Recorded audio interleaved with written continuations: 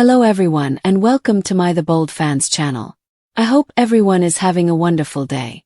Before we begin, please hit the subscribe button and give this video a thumbs up. According to spoilers on The Bold and the Beautiful, BNB, Carter Walton, Lawrence St. Victor, and Steffy Forrester Finnegan, Jacqueline McInnes Wood, may become enraged over their failed marriages.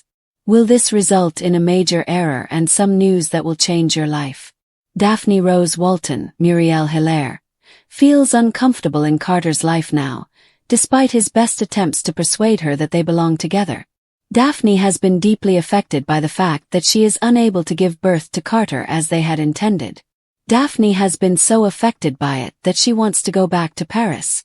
It will be obvious to rely on Steffy in this situation because Daphne's decision has broken Carter's heart.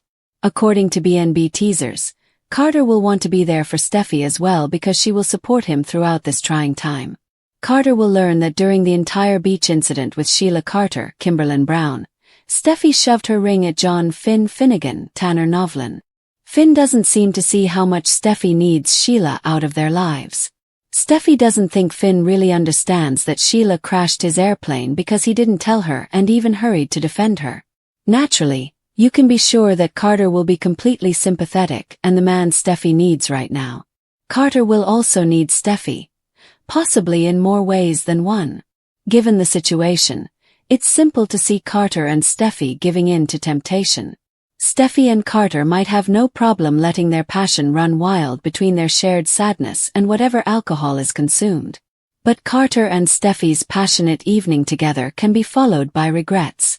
If Steffy becomes pregnant, things can become particularly problematic. What if Steffy ends up with Carter's bun in the oven instead?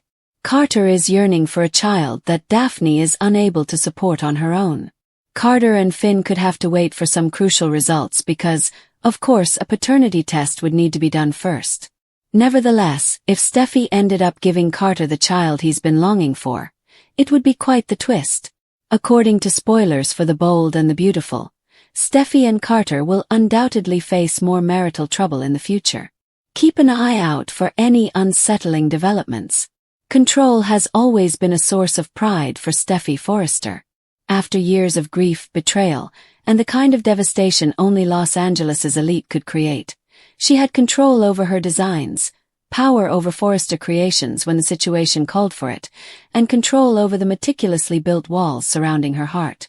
However, in the solitude of Carter Walton's apartment on a muggy Thursday night in late summer, that control broke under the gentle glow of city lights coming through the floor-to-ceiling windows. It began with drink and unresolved stress, as these things frequently did on the canvas of their complex lives. At Forrester Creations, a late-night strategy meeting had gone well beyond normal business hours. Hope's most recent line didn't go well. Brooke diverted Ridge's attention. Finn had previously been absent for 2 nights due to an emergency while on call at the hospital. Tired and tense, Steffy was by herself in the conference room with Carter, the one person who, despite not being born into the family, always managed to grasp the significance of the Forrester name. They had placed a takeaway order. Talking about everything but what was simmering beneath the surface, they shared a bottle of pricey red that Ridge kept for inspiration, the lingering glances over the years, the mutual respect that occasionally turned into something hotter, and the silent knowledge that both of them had been ignored in different ways by the people they loved. After learning of Daphne's current medical condition, Carter's marriage to her was still in its infancy. Sheila's storms and Liam's ghosts had not affected Steffy's marriage to Finn, but their gap had grown subtle and dangerous. 3 glasses were created from one. The tone of the talk lightened. The silk dress she had worn to their reunion folded with such care that it seemed to somehow preserve the memory of the lady who had thought, for a few fleeting hours, that the past was finally behind them. At the door, Finn discovered her. "Steffy, please, return inside. We can discuss this," she said, giving him a serious look as something inside her chest began to fracture and take on a quieter, colder shape. She declared, "There is nothing left to talk about. You choose her. Once more. Perhaps not verbally. Perhaps not even on purpose. However, you selected the narrative in which she is still able to reach you, where she continues to dominate our life." "I love you," he shouted, his emotions unfiltered. And I can't live in that story anymore. Above all else, greater than her, more than my own desire to comprehend my origins. Then prove it, she replied. You and the kids are everything. By letting me go. She didn't taste the champagne, and the flight back to Los Angeles was a whirl of recycled air. Without really seeing the gesture, she took 2 glasses from the flight attendant and gazed out the window at the infinite expanse of cloud and water. She let herself cry somewhere over the Atlantic, but she wiped away the tears before they had a chance to properly form. She remembered Hayes's solemn little face and Kelly's perceptive inquiries. She remembered how Finn still held their son throughout his nightmares and how he gazed at their daughter as if she had created sunshine. She reflected on all the pleasant mornings and challenging nights they had shared. Sheila's face in Monaco came to her as she observed them in the same manner that a predator observes prey it has already taken. Steffy had made up her mind by the time the plane landed in Los Angeles. She visited the Forrester mansion first. Ridge greeted her at the door with a type of subdued comprehension that only a father who has witnessed his daughter break and rebuilt too many times could provide. With a worried expression on her face, Taylor hovered close by. Only the essential details were revealed to them by Steffy. Sheila had pursued them, Finn had been aware, and she had put a halt to it. In front of them she didn't cry. She'd already done enough of it. Later, she sat on the side of the bed and gazed at her naked left hand by herself in the guest room, which still had remnants of her children's past visits. The lack of the rings was like a missing tooth. It was impossible to ignore, and her mind was always exploring. The following morning, she gave her attorney a call. The discussion was professional and succinct. Steffy applied the same precision to boardroom conversations at Forrester Creations when outlining her desires. Kelly and Hayes' primary custody. She didn't want to battle over property. Finn could keep the Cliff House if he so desired. She desired a clean break, as clean as it could be when 2 people had children together and a past filled with near misses, forgiveness and bloodshed. The attorney posed the anticipated queries. Was she sure? Had they thought of getting counseling? Was a reconciliation possible? Steffy thought about the sparkling water of Monaco as she gazed out the window at the familiar Los Angeles skyline. I'm positive, she declared. Finn gave a call. The first 3 were sent to voicemail by her. Even as she was almost ready to close the door, a part of her still longed to hear his voice, so on the 4th she responded. Steffy, he said, her name still seeming familiar. Don't do this, please. We can work things out. I'll cut her off entirely. No communication. No second chances. Nothing. I need to feel safe, she added. Just tell me what you need. And I don't. Not with you. I never meant to hurt you. I know. She paid a price for her admission. That is what exacerbates the situation. It wasn't your intention to pick her above me. You simply did. In the little things. Within the mysteries. In the conviction that you could control the uncontrollable. And I lose a bit more of the version of us that I fell in love with each time you do it. The line was silent. His respiration was audible to her. The children, he finally uttered. For the first time her voice softened as she said, Don't take them away from me. I would never do that. You are their dad. You're a wonderful dad. That remains unchanged. But I can't continue to live in a marriage where the woman who shot us both still has the power to mold our terror. After hanging up, she sat for a considerable amount of time staring at nothing while holding the phone in her lap. The days that followed became monotonous and bizarre. With an almost surgical precision, she put herself into her work at Forrester Creations. Designs, gatherings, authorizations. When everything else seemed to be sliding, she had something to cling to thanks to the company's familiar equipment. Sensing the change, Hope kept a cautious distance from her while keeping a close eye on her in the hallways. Without asking for specifics, Thomas silently provided support. She could tell everything by the expression on his face. He was aware. Or at least he had enough suspicions to take a chance on the talk. Without preface he added, I saw the prenatal vitamins in your desk drawer. Additionally, you have felt ill every morning for a week. Is it mine, Steffi? She didn't even try to deny being pregnant. There was no purpose. I don't know. There was a heavy hush. Carter rubbed his face, his shoulders clearly bearing the burden of the circumstance. Daphne and I are still trying. Or we were. Everything changed after the diagnosis. And now this. I didn't plan it, Steffi answered in a more acerbic tone than she had intended. Neither of us did. I know. He moved in closer. However, I have a right to know if it belongs to me. Finn agrees. Not yet, Steffi said, clenching her fists at her sides. And Daphne. I require time. Carter's visage softened, but his resolve persisted. I need to figure out how to handle this without destroying everything. This is too much for you to handle alone. For almost an hour they argued in quiet, passionate tones. Not something this big. By the time it was all over, they had come to a precarious agreement. A private paternity test conducted by a lab that promised confidentiality. There were no identifiable names on the documents. Outcomes within a week. Silence until then. The days that followed were some of Steffi's longest. She passed through them with the presence of a ghost. Finn saw the distance and blamed it on stress at work. He provided massages, late-night conversations, and peaceful evenings spent on the deck gazing out to sea. Every act of compassion was like a knife.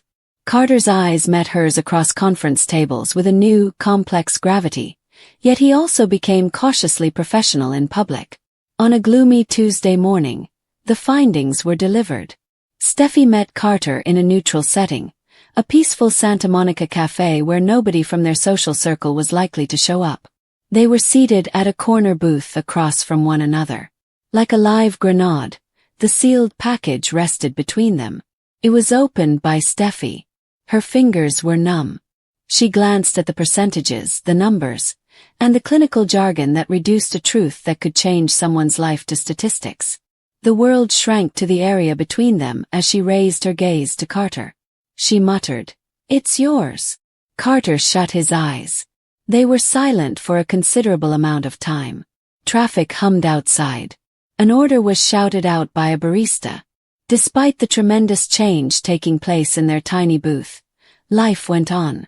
Carter's eyes were filled with emotion when he eventually opened them. "How do we proceed?" Steffi was unprepared to respond.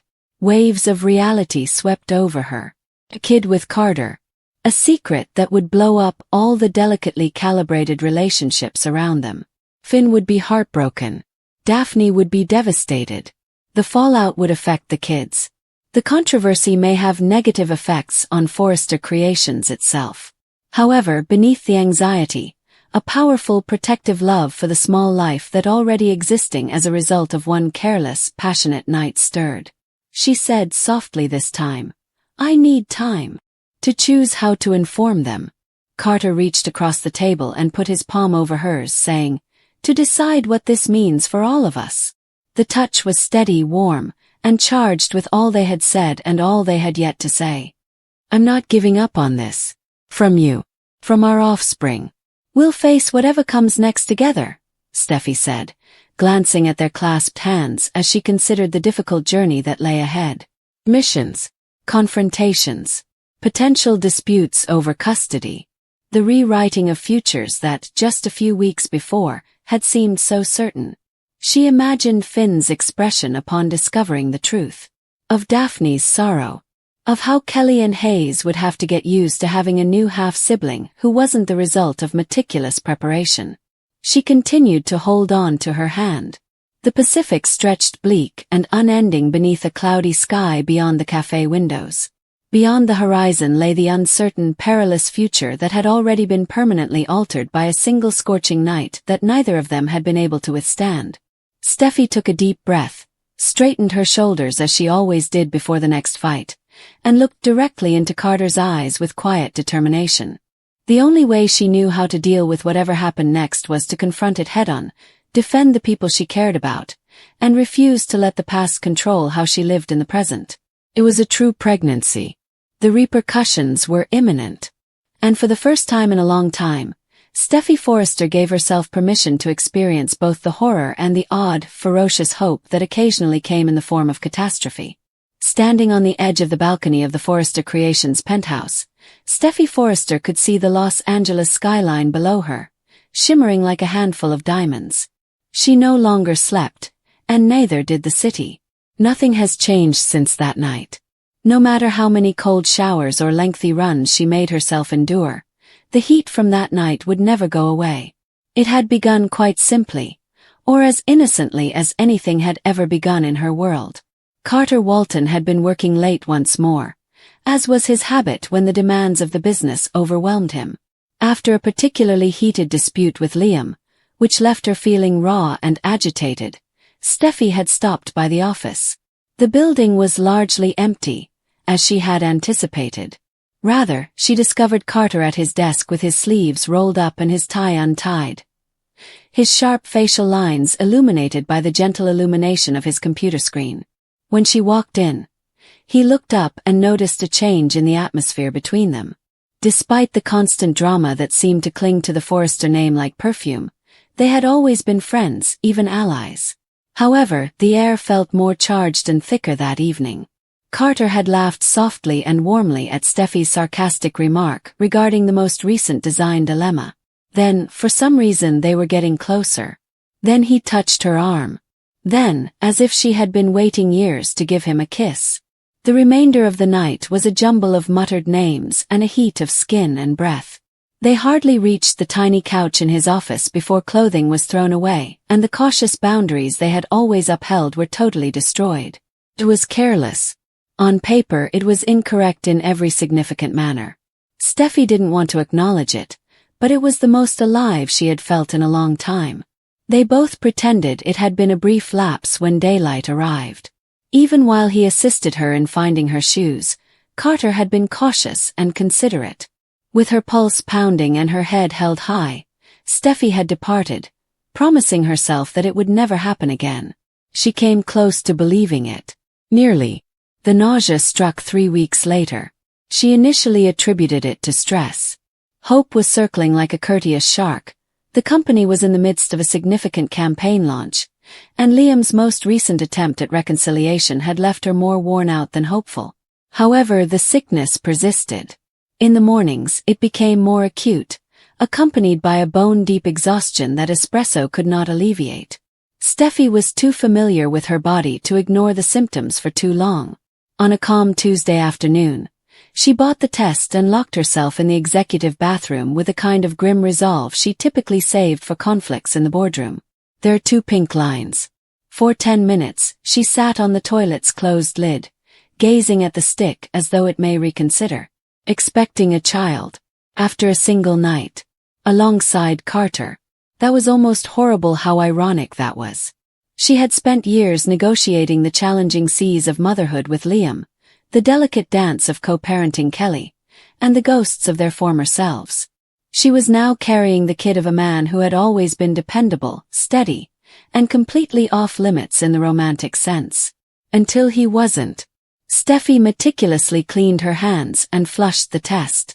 After that, she returned to her desk and completed the tasks for the day as though nothing had changed. She didn't let herself sit motionless and experience the full weight of it until the office was empty. The following night, she told Carter. They met away from the Forrester empire on the rooftop patio of a peaceful hotel downtown. Carter was the first to arrive and appeared worried. He was a detail-oriented man, and Steffy had been aloof for days. She didn't lessen the impact. The words lingered between them. "I'm pregnant." Carter's look wavered between calculating, amazement, and something softer that he hastily attempted to conceal. He took a heavy seat in the chair across from her. "Are you certain?" "2 assessments. And this morning's blood draw." He remained silent for a considerable amount of time, gazing at the city lights with his elbows on his knees. His voice was steady when he did speak. "Is it mine?" Despite the lack of humor in the question, Steffy nearly laughed at it. "Nobody else has been present.